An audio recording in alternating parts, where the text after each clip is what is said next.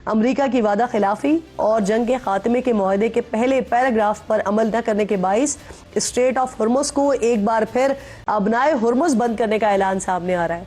अमरीकी नायब सदर जेडी वैंस ने भी फॉक्स न्यूज को इंटरव्यू दिया और उन्होंने बताया कि अमेरिका के वाइस प्रेसिडेंट कह रहे हैं जी कि पाकिस्तान और कतर में फ्रीडम प्रेस फ्रीडम नहीं है।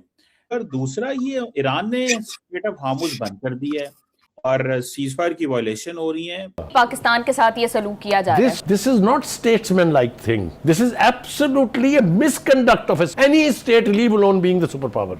और ट्रम्प साहब बैठ के कह रहे हैं इससे खूबसूरत इससे ताकतवर बंदा कोई नहीं है, तो मैं क्या समझूं? मैं कोसूंगा ना, मैं बदुआएं दूंगा ना, मैं गालियां दूंगा। अब मुझे ये फरमाइए कि जिस तरह से कल अमेरिका और ईरान के दरमियान जो टेक्निकल डायलॉग्स हैं उसका आगाज हो रहा है। डोनाल्ड ट्रम्प इस बारे में कह रहे हैं कि 60 डेज के अंदर अंदर हतमी मुआहदे पर पहुंचना है ईरान ने, अदरवाइज फिर वो करेंगे जो ईरान को पसंद नहीं आएगा। वो एक जानवर है, बहुत नेगेटिवली उसका जिक्र किया जाता है, उसका नाम है गिरगिट। वो ना माहौल और हालात को देख के रंग बदलता है। ट्रम्प इज गिरगिट, ये वो जानवर है। वापसी की तैयारी करता पाकिस्तानी सहाफती अमला और तजब्जुब का शिकार सहाफ़ी मुफाहमत की यादाश्त पर दस्तखत हो गए तो अब जुमे को स्विट्ज़रलैंड में क्या होगा, न तख्त न तख्ता। तो दोस्तों, इस समय पाकिस्तानी मीडिया की हालत को देख करके ये कह सकते हैं कि अमेरिका, इजराइल और ईरान के बीच में जो जंग चल रही है उसमें पाकिस्तान को ट्रम्प के रूप में एक बिल्कुल बेफिटिंग यानी जैसे को तैसा वाला कैरेक्टर मिला है, क्योंकि पाकिस्तान जो कि अभी तक अपने अलतकिया फिलॉसफी से दुनिया को धोखा देता आया हो और गिरगिट की तरह रंग बदलने वाला पाकिस्तान और पाकिस्तानी मीडिया इस समय ट्रम्प पे रो रही है और ट्रम्प को गिरगिट बता रही है। लेकिन खास तौर से इस वीडियो में जो हैरान तरीके से गिरगिट की तरह रंग बदला है डॉक्टर खान ने, वो भी काबिल तारीफ है। खान साहब जो कि इन दिनों मौका मिले या न मिले भारत को नीचा दिखाने और दूसरा जो भारत के प्रेस के ऊपर यानी मीडिया पर घटिया इल्ज़ाम लगाने वाले एक खान साहब, जब पाकिस्तानी मीडिया की बात आई, पाकिस्तानी प्रेस की बात आई तो उनके होठ सिल गए। और हैरानी की बात यह है कि खान साहब यहाँ पे अमेरिकन मीडिया को ही अमेरिका में हिरा करके कह रहे हैं कि अमेरिकन मीडिया आज़ाद नहीं है ना हैरानी वाली बात, जिसको देखते हुए यही कह सकते हैं खान साहब के लिए कि मगर हमको शर्म आती नहीं। तो दोस्तों, आइए देखते हैं आज की इस लेटेस्ट वीडियो को।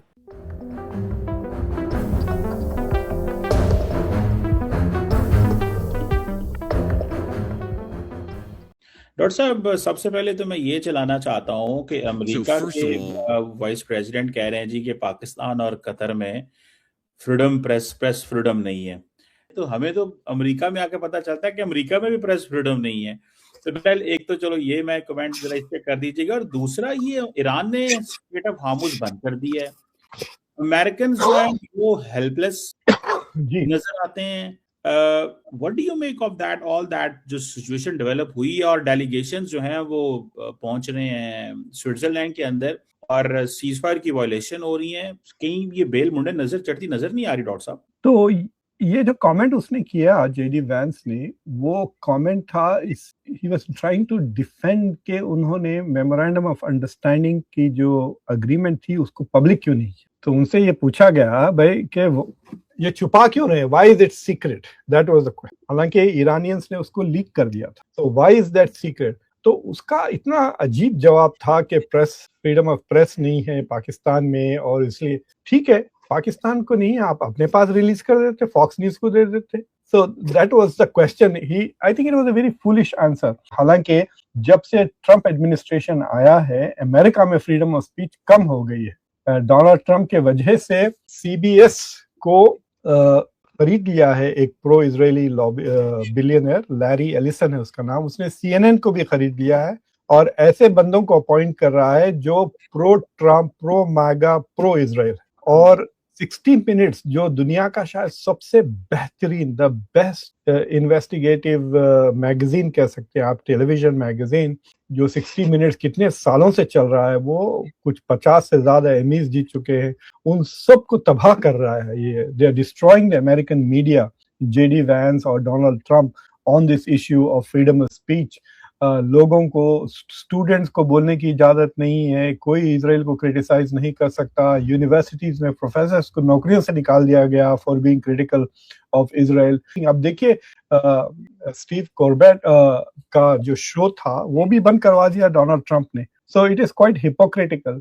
आपके पास से मैं एक्सपेक्ट कर रहा था कि कोई जवाब देंगे इसको मीडिया, मतलब आपको सेलेक्ट किया क्या पाकिस्तान ने कि इस मुद्दे को जवाब आप देंगे? मैं तो वैसे ही मेरे सामने आ गया तो मैंने कहा मैं आपसे पूछ लूं कि हमारे यहाँ तो मीडिया जो है वो ज्यादा खुली खुली बातें कर लेते हैं, लेकिन जितना यहाँ पे मीडिया कंट्रोल है उसकी तो मजाल ही और है। लेकिन what do you make of that straight of Hormuz बंद और ट्रंप साहब परेशान है, इजराइल हमले पे हमले किया जा रहा है? इनको अंदाजा नहीं है कि कितना पावरफुल है इजराइल लॉबी, एक कितना रिलेंटलेस है, बहुत रिलेंटलेस है, नॉन स्टॉप है। जो बातें मुसलमान करते हैं ना फॉर डूइंग फॉर इस्लाम वगैरह, ये एक्चुअली करके दिखाते हैं। सो डोनाल्ड ट्रंप अगर समझते हैं उनके एक दो ट्वीट से या उनके एक दो सख्त बयाना से इजरायली लॉबी और इजराइल चुप हो जाएगा, ही इज सरप्राइज। जब तक वो कोई कॉन्क्रीट स्टेप ना लेना, इसकी कोई सुनने वाला नहीं है। ना इजराइल सुनेगा, ना उसके खुद के एडमिनिस्ट्रेशन के लोग जो प्रो इजराइल इसने खुद भरे हैं। He has to come down hard on some of his own staff member, उनको फायर करे इमीडिएटली।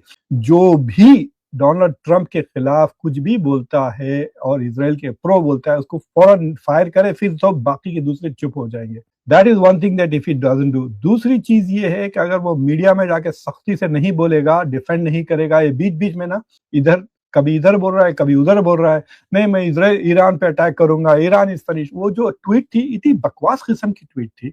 उसके रिटेलिएशन में ईरान ने कहा अच्छा हम फिनिश हो गए तो हम बताते हैं आपको। वो अभी नहीं आए, स्विट्जरलैंड पहुंच गए अमेरिकन नेगोशिएटर्स, और ईरान से कोई नहीं आया और हॉर्मुज को बंद कर दिया उन्होंने। तो that is where we are with the state of Hormuz, क्योंकि पिछले 24 घंटों में इजराइल ने 50 से ज्यादा लेबनीज को मारा। तो that is the whole thing. अगर आप सीज फायर के लिए अग्री है, America is not fulfilling its objective, तो ये आगे ही नहीं जाएगी। If US cannot stop the violence in Lebanon, this will not move forward. JD Vance ने तो अपनी ट्रिप कैंसिल कर दी थी। आपको पता है रिपोर्टर्स प्लेन में चढ़ने वाले थे, मतलब they had all collected, Saint Andrews base पहुंच गए थे वो लोग, they were going to climb on Air Force 2, लेकिन JD Vance ने लास्ट मिनट पे कैंसिल कर दिया। तो so trip, so let us see क्या होता है वो, and we will see what Donald Trump does। उनमें क्या हिम्मत है to stand up to this, कि ये सस्टेन्ड लेवल पे, क्योंकि ये जाने वाले नहीं है, ये बिलियनर्स हैं, बैठेंगे दिन रात इसके पीछे करते रहेंगे, ये छोड़ेंगे नहीं। He will have to keep fighting back all the time. वो समझ नहीं रहा है अभी, बेवकूफ क्या बताऊं मैं उसको। तो प्रॉब्लम विद ट्रम्प इज कि ये सिचुएशन वो एंटिसिपेट नहीं किया था, ठीक है, because he is been listening to Netanyahu and nobody else, he is an idiot. दूसरी चीज ये है कि he is surrounded by useless people, surrounded by pro-Israelis. तो इसको एडवाइस कौन देगा how to deal with Netanyahu and Israel?